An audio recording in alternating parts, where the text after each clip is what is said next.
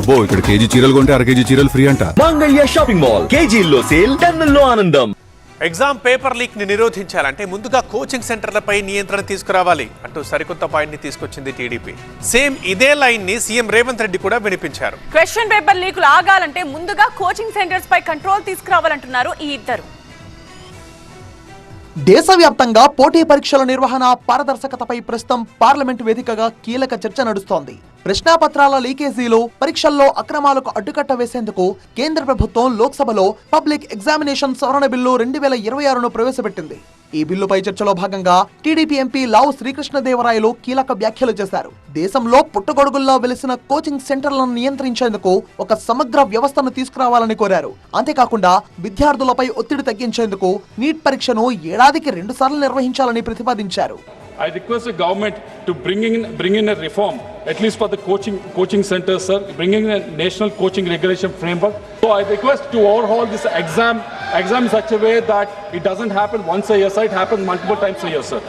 మరోవైపు తెలంగాణ సీఎం రేవంత్ రెడ్డి కూడా కోచింగ్ సెంటర్ల తీరుపై తీవ్ర ఆందోళన వ్యక్తం చేశారు. కొన్ని కోచింగ్ కేంద్రాలు అక్రమాలకు, పేపర్ లీకులకు ప్రధాన వేదికలుగా మారుతున్నాయన్నారు.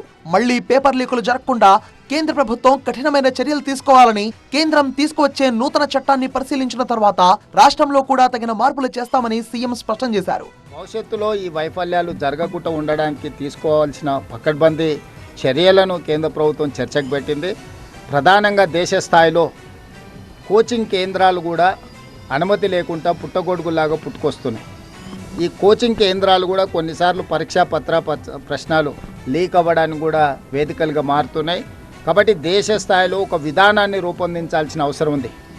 పరీక్షలు నిర్వహించడమే కాదు, పరీక్షలు నిర్వహించడంలో కూడా ఆన్లైన్లో పెద్దగా సమస్యలు లేవు, ఆఫ్లైన్లో పరీక్షలు నిర్వహించినప్పుడే సమస్యలు ఎక్కువ వస్తున్నాయి.